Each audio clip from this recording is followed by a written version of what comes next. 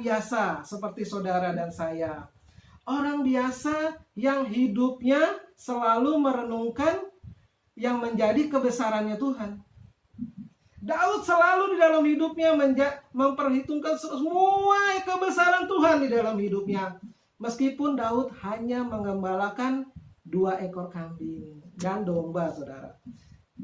Kalau gembala cuma menggembalakan 2 ekor kambing, 3 ekor kambing dan domba di padang gurun, itu kayak orang buangan, saudara. Kalau kita lihat ada perbedaan jauh antara Daud sama kakak-kakaknya Eliab, seorang tentara, saudara-saudaranya orang-orang hebat. Tapi Daud, seorang gembala yang mengembalakan 3 ekor kambing dan domba di padang gurun. Tetapi ada sesuatu yang unik, sehingga firman Tuhan katakan, aku menemukan Daud bin Isai, orang yang berkenan di hatiku. Kenapa Tuhan berkata seperti itu? Daud adalah pemburu-pemburunya Tuhan. Daud katakan, saya nggak memikirkan semua yang menjadi pergumulan hidup saya. Tapi Tuhan sudah cukup di dalam kehidupan saya. Dan saya percaya, di dalam tangannya, orang yang biasa menjadi orang yang luar biasa. Itu tekad Daud, saudara, di dalam setiap perenungan dia bersama dengan Tuhannya.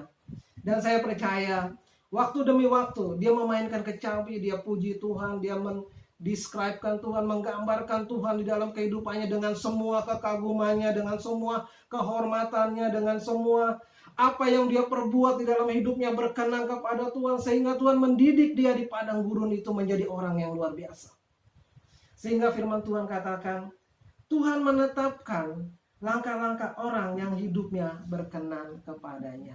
Sampai Daud bisa bilang seperti ini, apabila ia jatuh, tidaklah sampai tergeletak sebab Tuhan menopang tangannya.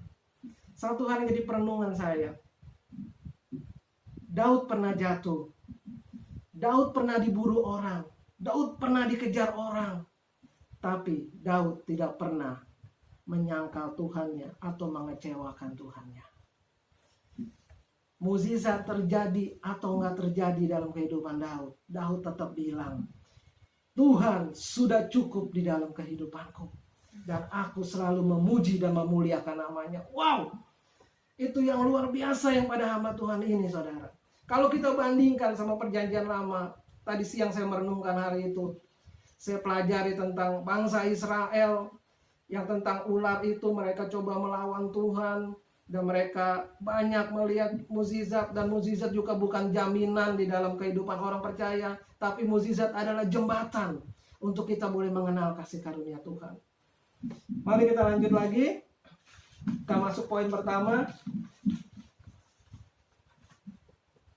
Orang percaya mendapatkan kasih karunia. Amin. Orang percaya mendapatkan kasih karunia Tuhan. Orang percaya yang hidupnya selalu merenungkan kebenaran firman Tuhan. Dia lambat laun, dia akan mendapat kasih karunia yang besar di dalam kehidupannya. Di Kejadian 6 ayat 8 saya renungkan tentang Nuh. Nuh tadi saya baca di Alkitab, saya buka tentang, pelajari tentang Nuh dan kejadian pada waktu itu, dan saya pelajari sungguh di zaman Nuh itu, saudara. Zaman yang ancur-ancuran, banyak orang jahat di situ Alkitab bilang. Tetapi yang luar biasa, Nuh mendapat kasih karunia di mata Tuhan. Kenapa Nuh bisa dapat kasih karunia di mata Tuhan? Di lingkungannya yang begitu jahat, di lingkungannya yang begitu rusak, tapi Nuh mendapat kasih karunia di mata Tuhan. Karena Nuh mencari Tuhan dengan sungguh. Nuh gak peduli meskipun kanan kiri depan belakang tetangganya penyembah berhala maupun orang yang melakukan kejahatan, dia nggak pusing sama ilah-ilah di tetangganya, di teman-temannya. Mungkin dia dicemooh oleh tetangganya, teman-temannya, dia nggak ambil pusing. Satu yang Tuhan tetapkan di langkah-langkah kehidupannya, dia disuruh buat perahu, saudara. Perahu, buat perahu bukan di tepi pantai, tapi di atas gunung. Kalau kita pikir buat perahu di atas gunung, Nuh Lu gila ya buat perahu di atas gunung. Mungkin tuduhan-tuduhan seperti itu. Tapi orang yang tahu akan suara Tuhannya, orang yang tahu, yang punya hubungan sama Tuhan, dia tahu persis apa yang Bapaknya remakan di dalam kehidupannya. Benar? Kalau kita punya hubungan yang dahsyat, yang luar biasa dengan Tuhan, kita tahu apa yang Tuhan mau di dalam kehidupan kita. Kita mengerti kehendak Tuhan dengan luar biasa di dalam kehidupan kita, seperti Nuh, seperti Daud.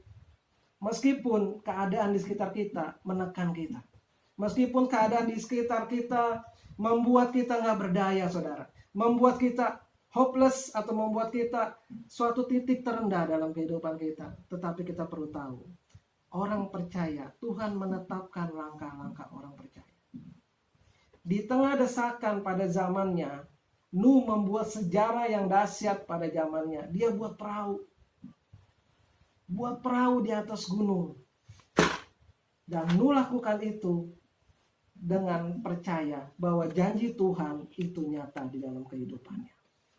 Saudara, dalam kehidupan kita pun sama. Kita nggak melihat Tuhan.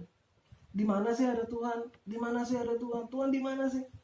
Tapi kita percaya melalui Alkitab yang kita baca setiap hari, melalui Alkitab yang kita jadikan saat teduh kita setiap hari, melalui pujian penyembahan kita, melalui hadiratnya yang selalu mengurapi kita setiap pagi, kita punya iman yang sebesar biji sesawi, yang sanggup menjadikan kita orang yang luar biasa. Amin. Kita belajar dari Nuh. Nuh orang yang punya konsistensi rohani. Nuh orang yang punya kebesaran iman dan kebesaran jiwa di dalam hidupnya. Dan dia mengerti melakukan kehendak Allah pada zamannya. Demikian juga saudara dan saya. Kita melakukan kehendak Tuhan pada zaman kita. Kita buat terobosan, kita buat breakthrough. 2 minggu yang lalu saya kehilangan om saya seorang gembala yang memimpin 4 gereja di Surabaya. Waktu beliau masih hidup, saya pernah ke sana. Saya sharing sama dia, saudara.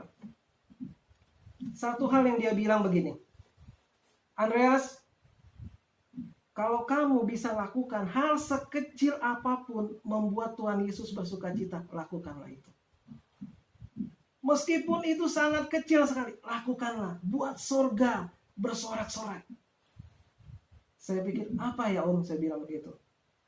Kamu bisa menginjil, kamu bisa melakukan hal yang besar, kamu bisa memuridkan, kamu bisa menjangkau jiwa-jiwa, kamu bisa memajukan organisasi gereja, kamu bisa membuat sesuatu hal yang besar, atau kamu bisa mencari jiwa-jiwa yang terbaik. Lakukanlah hal yang kecil yang membuat surga bersorak-sorai. Saudara, hidup kita sepenuhnya di dalam tangan Tuhan. Tuhan sudah menebus kita, raja di atas segala raja, rela turun untuk memanggil yang namanya Andreas dan yang lain-lain di tempat ini. Surga butuh saudara dan saya untuk melakukan perkara-perkara yang besar. Amin. Nuh mau bayar harga untuk tidak memilih hidup cemar di antara bangsanya. Inilah riwayat Nuh. Nuh adalah seorang yang benar dan tidak bercelah di antara orang-orang sezamannya. Dan Nuh itu hidup bergaul dengan Allahnya. Kuncinya di sini. Waktu kita punya hidup yang bergaul dengan Allah kita, maka dengan otomatis kita akan mencerminkan pribadi-pribadi Kristus yang terbuka. Bergaul dengan Tuhan, saudara dan saya akan mencerminkan Kristus sebagai suratan yang terbuka. Amin. Kita lanjut lagi. Orang percaya adalah mutlak milik Kristus. Saudara, di Roma 14 ayat 7 sampai dengan 9. Ayat 7, sebab tidak ada seorang pun di antara kita yang hidup untuk dirinya sendiri, dan tidak ada seorang pun yang mati untuk dirinya sendiri. Ayat 8, sebab jika kita hidup untuk Tuhan. Dan jika kita mati untuk Tuhan. Jadi baik hidup atau mati, kita adalah milik Tuhan. Wow. Saudara, waktu saya membaca ayat ini, saya bersuka cita luar biasa dalam hidup saya. Tuhan, hidup mati saya milik Tuhan. Karena Tuhan sudah menebus hidup saya. Hidup saya, mau saya hidup, mau saya mati, tetap saya miliknya Tuhan. Kenapa? Saya sudah dimateraikan dengan darah yang mahal. Saya sudah dimateraikan oleh pengorbanannya di kayu salib. Dan itu saya sangat menghargainya. Dan saya percaya, seperti yang kisah para rasul tadi katakan. Dan saya punya cita-cita, saudara. Saya ingin sekali, Tuhan, aku menemukan Andreas, orang yang berkenan di hatiku. Mungkin saudara bisa ucapkan, aku menemukan, sebut nama saudara sebagai orang yang berkenan di hatinya. Saudara, lakukanlah hal yang membuat sorga bersuka cita. Dengan hidup tak bercela di hadapannya. Dengan hidup benar di hadapannya, sesuai dengan firman Tuhan. Ayat 9 katakan seperti ini, sebab untuk itulah Kristus telah mati dan hidup kembali, supaya ia menjadi Tuhan, baik atas orang-orang mati maupun atas orang-orang hidup. Amin. Kita lanjut lagi ke poin yang berikutnya. Mukjizat tidak menjamin orang untuk masuk dalam pertobatan yang sejati. Tetapi mukjizat adalah sarana orang untuk mengenal Kristus. Waktu saya renungkan tentang mukjizat, saya sering lihat di YouTube hamba-hamba Tuhan mengadakan tanda-tanda dan mukjizat yang besar maupun yang kecil. Kita bersuka cita, saudara. Kita tahu waktunya ini adalah penuaian jiwa-jiwa. Kita tahu ini adalah waktunya Tuhan melakukan perkara-perkara yang besar. Tapi kita juga perlu tahu bahwa mukjizat bagi orang yang semakin dewasa rohaninya tidak menjamin orang masuk dalam pertobatan yang sejati. Benar? Begitu terima mukjizat, haleluya 12 kali. Begitu nggak ada mukjizat, salahin Tuhan. Tuhan ada nggak ya? Nah, Tuhan ada nggak ya? Saya renungin di perjanjian lama.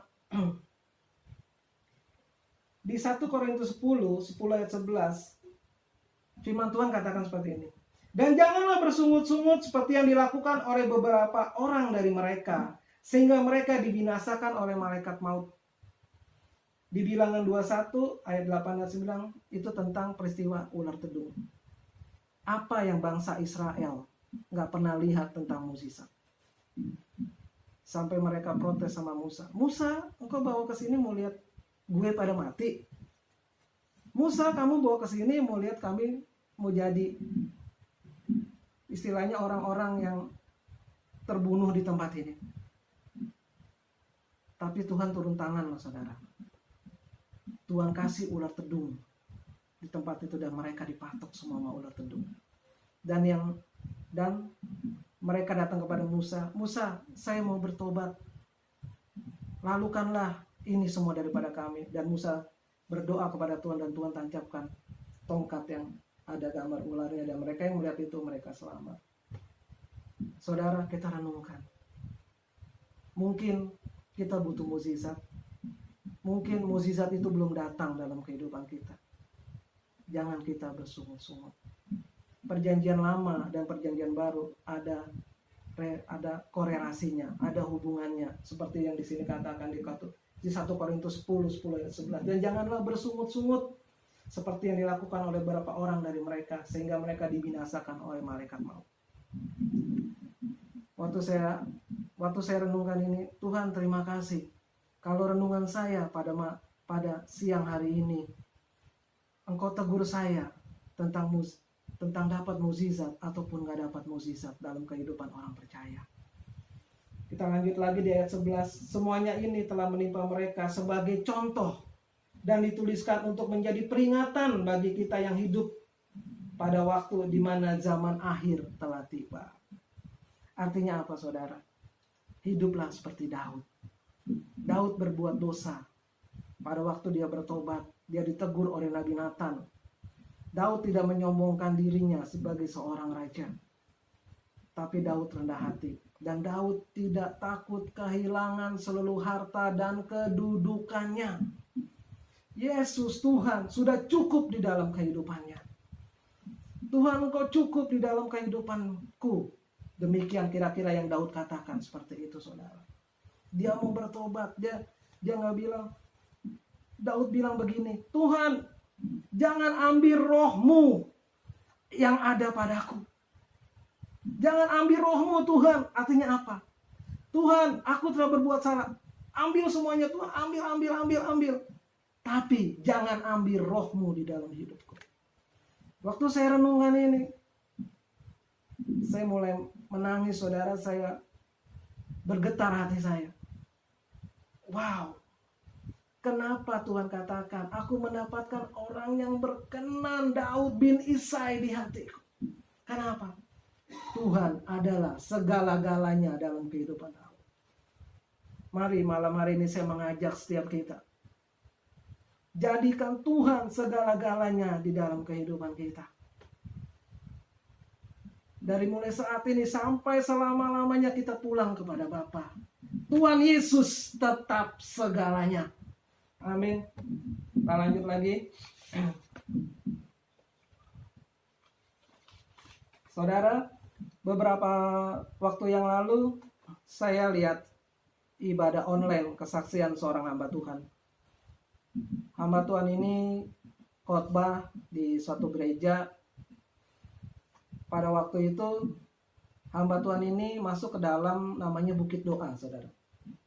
Di dalam Bukit Doa itu hamba Tuhan ini mendengar ada satu keluarga yang di ruangan doa gitu ya, ruangan doa yang kayak di Ungaran yang saudara tahu begitu,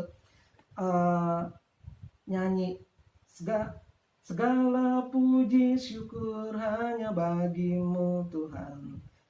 Nah seperti itu bla bla bla. Terus hamba Tuhan ini ngelongok, saudara, ke kamar goanya itu. Dia lihat, yang nyanyi seorang opa-opa.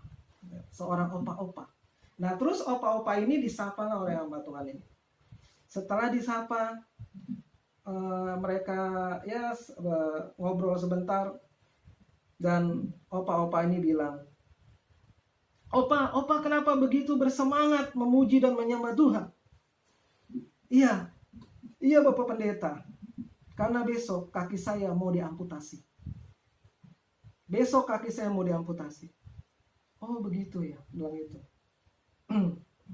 Nah terus hamba Tuhan ini doakan si Opa, karena Opa itu sakit diabetes, saudara. Jadi besok mau diamputasi. Jadi malam itu dia berdoa di Bukit Doa. Opa itu bilang, mukjizat terjadi atau tidak terjadi, Tuhan Yesus tetap sama di dalam kehidupan saya. Waktu saya dengar kesaksian ini, wow, luar biasa orang ini, dahsyat, luar biasa. Nah hari Minggunya hamba Tuhan ini KKR, saudara. Hamba Tuhan ini KKR, dan dia lihat itu Opa di belakang pakai kursi roda. Dia kepengen maju di depan mimbar begitu, dengan kaki yang sudah tidak ada satu, gitu kan. Dia nyanyi begitu bersuka cita, bersemangat di tempat itu. Dia nyanyi meskipun pakai kursi roda, dan saat itu lawatan Tuhan boleh nyata karena Opa ini. Waktu saya lihat kebaktian itu, saudara, saya bilang gini, Tuhan, orang-orang seperti ini yang Tuhan butuhkan di dalam setiap kebangunan rohani. Orang-orang yang hidupnya bukan lagi hidupnya, tapi Kristus yang hidup di dalam tubuh dia. Dia tidak terpengaruh oleh keberadaan hidupnya, tapi hanya Tuhan yang selalu nyata di dalam kehidupannya. Dia nggak peduli oleh keadaannya yang pada waktu itu. Mungkin kalau seseorang mengalami sesuatu yang seperti itu, mungkin cuti dulu, nggak gereja dulu deh, gue mau merenungkan istilah nasib gue dulu deh. Saya pernah melayani orang beberapa waktu yang lalu, berat banget saudara, saya motivasi, saya doain, bla bla, sampai saya luangkan satu hari waktu saya di rumah sakit Cipto. untuk memotivasi orang ini. Tapi ada satu orang yang waktu saya lihat di YouTube itu, orang yang begitu luar biasa. Dia memiliki hati seorang Daud. Hati yang tidak memperdulikan permasalahan hidupnya, tapi yang dia tahu, Tuhan adalah cukup di dalam hidupku. Wow, luar biasa sekali. Kita masuk dalam satu kesimpulan malam hari ini. Tuhan menetapkan langkah-langkah orang yang percaya, tetapi kita harus menghargai dan menjaga kasih karunia tersebut. Seperti Nuh. Nuh mendapat kasih karunia Tuhan. Karena apa? Karena Nuh bergaul karib dengan Tuhannya. Orang yang bergaul karib dengan Tuhannya, dia akan mendapatkan kasih karunia di atas rata-rata, saudara. Orang yang bergaul karib dengan Tuhannya tidak akan pernah mendapatkan kasih karunia yang biasa-biasa. Kalau di sekolah mungkin dia mendapat nilai di atas rata-rata. Mungkin dia bisa jadi the big five atau juara umumnya gitu, saudara. Karena apa? Bergaul karib dan berlaku benar pada zamannya. Dan melakukan kehendak Tuhan pada zamannya. Dan pada akhir hidup kita, surga yang kekal menjadi bagian kita untuk selama-lamanya. Amin. Tuhan Yesus memberkati. Selamat malam dan damai sejahtera selalu berkita. Haleluya. Amin. Haleluya, puji Tuhan. Firman Tuhan yang luar biasa ya. Dan sebagai orang-orang percaya, ya sebagaimana tadi